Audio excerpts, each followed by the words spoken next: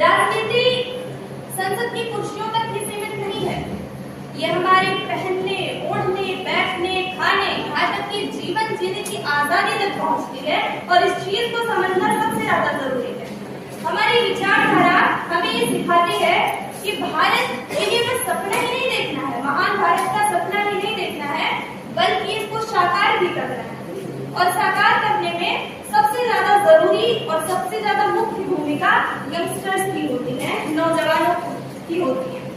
और मैं आपको बता दूं कि जो समाज में धर्म के नाम पर लड़ाइयाँ होती हैं, जाति के नाम पर लड़ाइयाँ होती हैं, उस देश की क्या स्थिति होगी आप सोच लीजिए। तो हमें एक ऐसा समाज बनाना है, हमें एक ऐसे देश का निर्माण करना है जिसकी नींव समानता पर टिकी हो, इक्वालिटी पर टिकी हो। और दोस्तों, जब हम कोई बात कहते हैं, समूह में मिलकर कोई बात कहते हैं, किसी शोषित वंचित गरीब के लिए आवाज उठाते हैं, तो वो सिर्फ आवाज ही नहीं होती है, बल्कि वो एक आंदोलन बन जाती है। इस चीज को समझने की जरूरत है।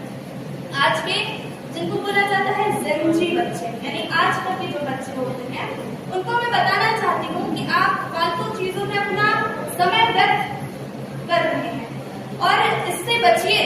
और आप लोग के लिए एक शायरी कहना चाहूंगी कि तो भोर का पहला तारा है, तो भोर का पहला तारा है, परिवर्तन का एक नारा है, ये अंधकार बस कुछ पल का है, ये अंधकार बस कुछ पल का है, फिर सब कुछ तुम्हारा है, फिर सब कुछ तुम्हारा है। दोस्तों, आज 79 साल बाद भी रेप केसेस, मर्डर केसेस, लड़कियों पर, स्त्रियों पर तमाम सारे अपराध होते रहते हैं।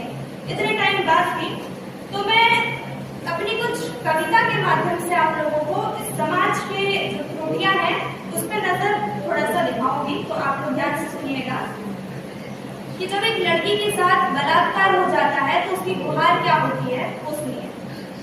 मैं स्त्री हूँ, मैं नारी हूँ, मैं कली हूँ, मैं फुलवारी हूँ, मैं दर्शन हूँ, मैं दर्पण हूँ, मैं नाग हूँ, मैं गर्जन हूँ, मैं बेटी हूँ, मैं माता हूँ, मैं बलिदानों की गाथा हूँ, मैं सावित्री हूँ, मैं झलकारी हूँ।